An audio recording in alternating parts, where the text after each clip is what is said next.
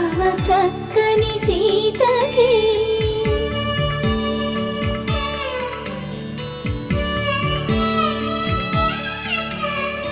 ఎర్ర జాబిలి చేయి రాముడేడని అడుగుతుంటే చూడలేదని పెదవి చెప్పే చెప్పలేమని కనులు చెప్పే నల్ల పూసైన